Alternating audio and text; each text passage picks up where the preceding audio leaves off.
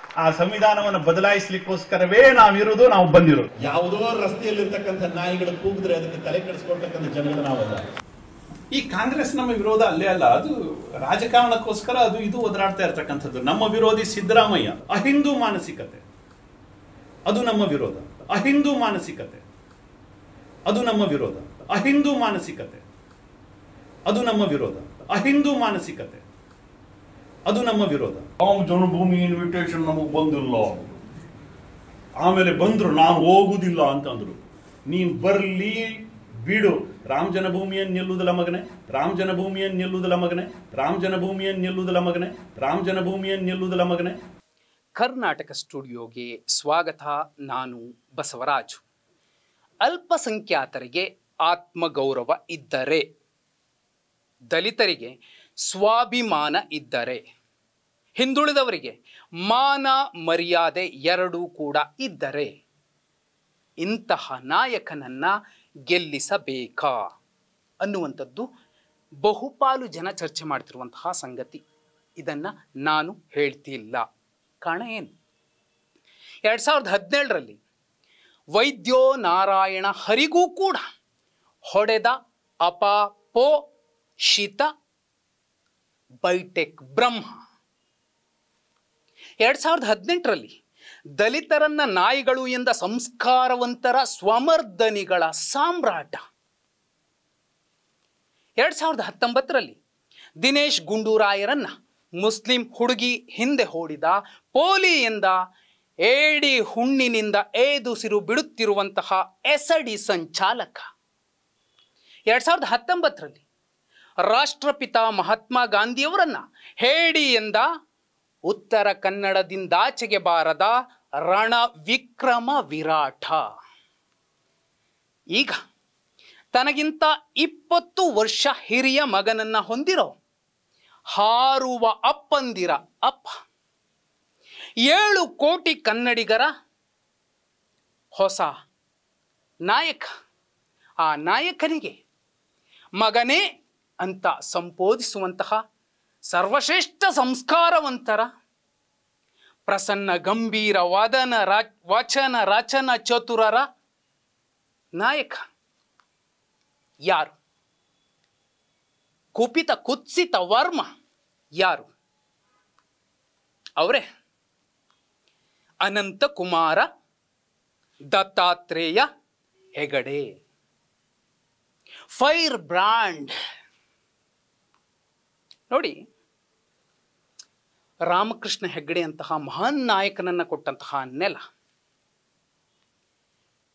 ಒಂದು ಸುಸಜ್ಜಿತ ಆಸ್ಪತ್ರೆಯನ್ನು ಇದುವರೆಗೂ ಕಟ್ಟಿಸೋಕಾಗದೇ ಇರುವಂತಹ ರಾಜಕೀಯ ತೊಳಲಾಟದಲ್ಲಿ ಬಿದ್ದು ಒದ್ದಾಡ್ತಿರುವಂತಹ ಜಾಗ ಮತ್ತು ಜನ ಪದೇ ಪದೇ ಒಬ್ಬ ನಾಯಕನನ್ನ ಗೆಲ್ಲಿಸ್ತಾ ಬಂದಿದ್ದಾರೆ. ಅವರು ಅನಂತ ಕುಮಾರ ದತ್ತಾತ್ರೇಯ ಹೆಗಡೆ. ಚರಿತ್ರೆ ದೊಡ್ಡದಿದೆ, ಅದ್ಭುತವಾಗಿದೆ. ಸಂಸದ ಅಂದರೆ ಪ್ರಜಾಪ್ರಭುತ್ವ ವ್ಯವಸ್ಥೆಯಲ್ಲಿ ಬಾಬಾ ಸಾಹೇಬರು ಕೊಟ್ಟಂತಹ ಸಂವಿಧಾನವನ್ನು ಕಣ್ಣುಗೊತ್ಕೊಂಡು ಪರಿಪಾಲನೆ ಮಾಡಬೇಕಾಗಿರುವಂತಹ ನಾಯಕ, ಜನಪ್ರತಿನಿಧಿ. ಅಂತಹ ವ್ಯಕ್ತಿ ಯಾವ ಪದ ಬಳಸಬೇಕು, ಬಹಿರಂಗವಾಗಿ ಸಾರ್ವಜನಿಕವಾಗಿ ಬಳಸಬಾರ್ದು ಅನ್ನೋದು ಗೊತ್ತಿರಬೇಕು. ಬಹುದೊಡ್ಡ ಚರಿತ್ರೆ ಇರುವಂತಹ ಸಮುದಾಯದಿಂದ ಬಂದಂಥವರೇನೆ ನನ್ನ ಮಗನೇ, ನನ್ನ ಮಕ್ಕಳು ಅನ್ನೋದಾದರೆ, ಅತಿ ಚಿಕ್ಕ ಚರಿತ್ರೆಯನ್ನು ಹೊಂದಿರುವಂತಹ ತಳ ಸಮುದಾಯದವರು, ಹಿಂದುಳಿದವರು, ತಬ್ಬಲಿ ಜಾತಿಗಳು, ಶೋಷಿತರು, ದಮನಿತರು ಯಾವ ರೀತಿ ಮಾತಾಡಬಹುದು? ಅನಂತಕುಮಾರ ಹೆಗಡೆ ಅವರು ಇವತ್ತೊಂದೇ ಇಂಥದ್ದೊಂದು ಹೇಳಿಕೆ ಕೊಟ್ಟಿಲ್ಲ. ಯಾಕಂದರೆ ಇವತ್ತು ಅತಿ ದೊಡ್ಡ ಹೇಳಿಕೆ ಕೊಟ್ಟಿದ್ದಾರೆ. ಅಹಿಂದೂಗಳಿಗೆ ನಾವು ವಿರೋಧಿ. ಅದಕ್ಕೆ ನಾನು ಮೊದಲಿಗೆ ಹೇಳಿದೆ, ಅಲ್ಪಸಂಖ್ಯಾತರಿಗೆ ಆತ್ಮಗೌರವ ಇದ್ರೆ ರಾಜ್ಯದ 224 ವಿಧಾನಸಭಾ ಕ್ಷೇತ್ರಗಳಲ್ಲಿ ಅನಂತಕುಮಾರ ಹೆಗ್ಗಡೆಯವರಿಗಾಗಲಿ ಅವರ ಪಕ್ಷಕ್ಕಾಗಲಿ ಮತ ಹಾಕಬೇಕಾ? ಒಂದು. ಎರಡನೇದ್ದು, ಜೈ ಭೀಮ್ ಜೈ ಶ್ರೀರಾಮ್ ಅನ್ನುವಂತಹ ಹುಡುಗರನ್ನೂ ಸೇರಿಸಿಕೊಂಡು ದಲಿತರಿಗೆ ಸ್ವಾಭಿಮಾನ ಇದ್ದರೆ ಸಂವಿಧಾನವನ್ನು ಬದಲಿಸ್ತೀವಿ, ದಲಿತರು ನಾಯಿಗಳು ಅಂದಂತಹ ಈ ನಾಯಕನಿಗೆ, ಈ ಪಕ್ಷಕ್ಕೆ ರಾಜ್ಯದ 224 ವಿಧಾನಸಭಾ ಕ್ಷೇತ್ರಗಳಲ್ಲಿ 28 ಲೋಕಸಭಾ ಕ್ಷೇತ್ರಗಳಲ್ಲಿ ಮತ ಹಾಕಬೇಕಾ? ಎರಡನೇ ವಿಚಾರ. ಮೂರನೇ ವಿಚಾರ, ಹಿಂದುಳಿದವರಿಗೆ ಎಲ್ಲೋ ಮೂಲೆಯಲ್ಲಿ ಮಾನ ಮರ್ಯಾದೆ ಇದ್ರೆ ನಿಮ್ಮ ನಾಯಕ ಸಿದ್ದರಾಮಯ್ಯನನ್ನ ಅವರ ರಕ್ತನೇ ಗೊತ್ತಿಲ್ಲ, ಅವರು ಹಿಂದೂನೇ ಅಲ್ಲ, ಆ ನನ್ನ ಮಗ ಅನ್ನುವಂತಹ ಮುಖ್ಯಮಂತ್ರಿಗಳನ್ನ ಆ ನನ್ನ ಮಗ ಅನ್ನುವಂತಹ ಈ ನಾಯಕನಿಗೆ, ಈ ನಾಯಕನ ಪಕ್ಷಕ್ಕೆ ರಾಜ್ಯದ 224 ವಿಧಾನಸಭಾ ಕ್ಷೇತ್ರಗಳಲ್ಲಿ ಹಿಂದುಳಿದ ಮತದಾರರು ಮಾನ ಮರ್ಯಾದೆ ಇದ್ರೆ ಮತ ಹಾಕಬೇಕಾ? ನನಗೂ ಗೊತ್ತಿಲ್ಲ. ಪ್ರಶ್ನೆ ಜಾತ್ಯತೀತ ಅನ್ನೋರು ಸಂಕರ ಸಂಜಾತರು. ಸಂಕರ ಅಂದ್ರೆ ಬೆರಕೆ, ಸಂಜಾತರು ಅಂದ್ರೆ ಹುಟ್ಟಿದವರು. ಸಂಕರ ಸಂಜಾತರು ಅಂದ್ರೆ ಏನು ಅನ್ನೋದನ್ನ ನೀವು ಅರ್ಥ ಮಾಡ್ಕೋಬೇಕು. ಜಾತ್ಯತೀತರು ಅಂದ್ರೆ ಇವರ ಪ್ರಕಾರ ಬಹುದೊಡ್ಡ ಸಮುದಾಯದಿಂದ ಬಂದಂತಹ ಸುಸಂಸ್ಕೃತ ಮಹಾನ್ ಸಂಸ್ಕಾರವಂತ ಅನಂತಕುಮಾರ, ದತ್ತಾತ್ರೇಯ, ಹೆಗಡೆ ಜಾತ್ಯತೀತರನ್ನ ಸಂಕರ ಸಂಜಾತರು, ನನ್ನ ಮಕ್ಕಳು ಅಂತಾರೆ. ಎರಡನೇದು, ಹಿಂದೂಗಳು ಯಾರು? ಒಂದೊಂದು ಮಾನದಂಡಗಳಿವೆ. ನೀನು ದಲಿತನಾಗಿ ಹುಟ್ಟಿದ ಮಾತ್ರಕ್ಕೆ ನೀನು ಹಿಂದೂ ಅಲ್ಲ, ನೀನು ಹಿಂದುಳಿದವನಾಗಿ ಹುಟ್ಟಿದ ಮಾತ್ರಕ್ಕೆ ನೀನು ಹಿಂದೂ ಅಲ್ಲ. ಹಿಂದೂ ಅಂದ್ರೆ ನಾನು ಹೇಳಿದ ಮಾನದಂಡಗಳಿರುವಂಥವರಷ್ಟೇ ಹಿಂದೂಗಳು ಅಂತ ಅಪರ ಮನು ಶಾಸನವನ್ನು ಬರೆದಿದ್ದಾರೆ. ನಮ್ಮ ಜನ ಕೂಡ ತುಂಬ ಸರ್ವಶ್ರೇಷ್ಠ ಬುದ್ಧಿವಂತರು. 2018ರಲ್ಲಿ ಸಂವಿಧಾನವನ್ನು ಬದಲಿಸ್ತೀವಿ, ಬಿಸಾಕೋಕೆ ಬಂದಿರೋದು ಸಂವಿಧಾನವನ್ನು ಬಿಸಾಕೋಕೆ ಅಂದಂತಹ ಅನಂತಕುಮಾರ ಹೆಗಡೆ ಅವರನ್ನು ಬಳ್ಳಾರಿಯಲ್ಲಿ ನಿಂತ್ಕೊಂಡು ಬೀದಿಲಿ ನಾಯಿಗಳು ಬೊಗಳ್ತಾವೆ ಅನ್ನೋ ಮೂಲಕ ದಲಿತರನ್ನ ನಾಯಿಗಳಿಗೆ ಹೋಲಿಸಿದಂತಹ ಅನಂತಕುಮಾರ ಹೆಗಡೆಯವರನ್ನ, ಶ್ರೀಮಾನ್ ಅನಂತಕುಮಾರ ಹೆಗಡೆಯವರನ್ನ ಗೆಲ್ಲಿಸ್ತಾರೆ. ಅವರದ್ದೇ ಪಕ್ಷಕ್ಕೆ 25 ಸ್ಥಾನಗಳನ್ನು ಕೊಡ್ತಾರೆ. ಯಾರು? ಆತ್ಮಗೌರವ ಇರಬಹುದಾದಂತಹ ಅಲ್ಪಸಂಖ್ಯಾತರು, ಸ್ವಾಭಿಮಾನ ಇರಬಹುದಾದಂತಹ ದಲಿತರು, ಮಾನ ಮರ್ಯಾದೆ ಇರಬಹುದಾದಂತಹ ಹಿಂದುಳಿದವರು. ಇಲ್ಲಿಗೆ ನಿಲ್ಲೋದಿಲ್ಲ. ಪುಣ್ಯಾತ್ಮರದ್ದು ಮಹಾತ್ಮ ಗಾಂಧಿಯವರನ್ನ ಹೇಳಿ ಅಂತ ಹೇಳ್ತಾರೆ, ನಾ ಕ್ಷಮೆ ಕೇಳೋಲ್ಲ ಅಂತಾರೆ. ಗೂಡ್ಸೆಯ ಮೂಲಕ ಒಂದು ಹೊಸ ಚರಿತ್ರೆ ಬರೆದಂತಹ ಮಹಾನ್ ಪ್ರಮುಖನಿಗೆ, ಸಂಚಾಲಕರ ಮಹಾನ್ ಸಂಚಾಲಕನಿಗೆ, ಬೈಟೆಕ್ಗಳ ಬ್ರಹ್ಮನಿಗೆ ಮಹಾತ್ಮ ಗಾಂಧಿಯನ್ನು ಬೈಯೋದಾಗ್ಲಿ, ಸಂವಿಧಾನವನ್ನು ಬದಲಿಸಿ ಬಿಸಾಕ್ತೀವಿ ಅನ್ನೋದಾಗ್ಲಿ, ದಲಿತರನ್ನ ನಾಯಿಗಳು ಅನ್ನೋದಾಗ್ಲಿ ದೊಡ್ಡದೇನಲ್ಲ. ಯಾಕಂದ್ರೆ ಬೈಟೆಕ್ಕಲ್ಲಿ ಅದನ್ನೇ ಹೇಳ್ಕೊಡೋದು, ಪ್ರಮುಖರು ಎಲ್ಲರೂ ಮುಂದೆ ನಿಂತ್ಕೊಂಡು ಅದನ್ನೇ ಹೇಳ್ಕೊಡೋದಾ, ಅಥವಾ ಸಂಚಾಲಕರೆಲ್ಲ ಸೇರ್ಕೊಂಡು ಇದನ್ನೇ ಹೇಳಿ ಅಂತ ಹೇಳ್ಕೊಡ್ತಾರ? ಅದು ಸಂಘದೊಳಗಿನ ನಗ್ನ ಸತ್ಯ ಅಥವಾ ನೀಚ ನಿಜ ಗೊತ್ತಿಲ್ಲ.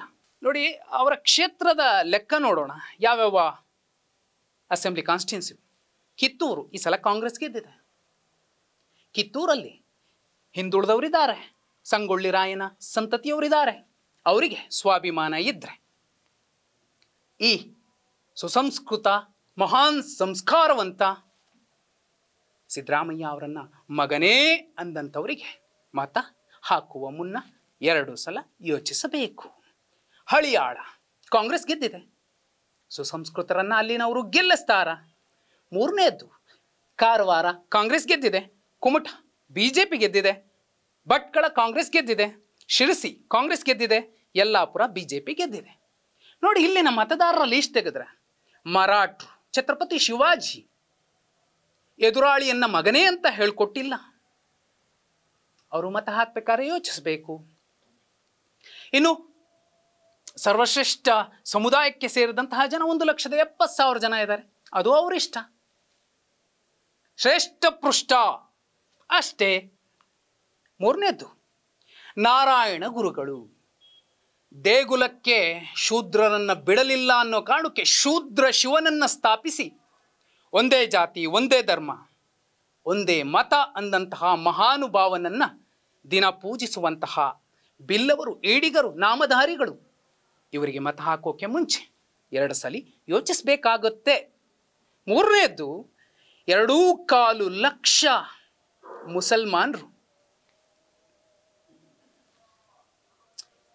ಸುಮಾರು 2 ಲಕ್ಷ ದಲಿತ ಸಮುದಾಯ, SC ಮತ್ತು ST.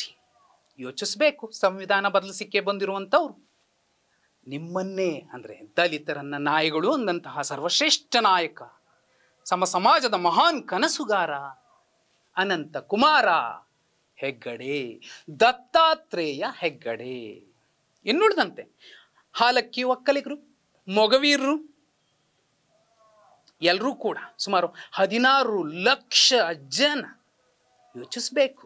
ಒಂದು ವಿಚಾರ, ಸಿದ್ದರಾಮಯ್ಯ ಜಾಗದಲ್ಲಿ ಬಸವರಾಜ ಬೊಮ್ಮಾಯಿ ಇದ್ರು, ಯಡಿಯೂರಪ್ಪ ಅವರೇ ಇದ್ರು ಈ ನಾಡಿನ ಮುಖ್ಯಮಂತ್ರಿಗೆ ಸಂವಿಧಾನದತ್ತವಾಗಿ ಒಂದಷ್ಟು ಸವಲತ್ತುಗಳು, ಒಂದಷ್ಟು ಪ್ರೋಟೋಕಾಲ್ ಪ್ರಕಾರ ಗೌರವ ಕೊಡಲೇಬೇಕು. ಶಾಸಕರೇ ಕೊಡಬೇಕಾಗಿರುತ್ತೆ. ಅಂಥದ್ರಲ್ಲಿ ಸಂಸದರು ಇವರು ಕೂಡ ಕೊಡಬೇಕು. ಲೋಕಸಭೆಯಲ್ಲಿ ನಿಂತಿದ್ದೀನಿ ಅಂತ CMನ ಮಗನೇ ಅಂತ ಬೈಬಹುದಾ? ಈಗ ಉತ್ತರ ಪ್ರದೇಶದ ಯೋಗಿ ಆದಿತ್ಯನಾಥರು, ಅಲ್ಲಿನ ಮತ್ತೊಬ್ಬ ಸಂಸದ, BJP ಸಂಸದ ಯೋಗಿ ಆದಿತ್ಯನಾಥರನ್ನ ಮಗನೇ ಅನ್ನಬಹುದಾ? ಪ್ರಧಾನಿ ನರೇಂದ್ರ ಮೋದಿ ಅವರು ಗುಜರಾತಲ್ಲಿ ಮುಖ್ಯಮಂತ್ರಿ ಆಗಿದ್ರು, ಆಗ ಅಲ್ಲಿನ ಯಾವುದಾದ್ರೂ ಸಂಸದ ಮೋದಿ ಮಗನೇ ಅನ್ನಬಹುದಾ? ಸಂವಿಧಾನ ಅದನ್ನ ಕೊಟ್ಟಿದೆಯಾ?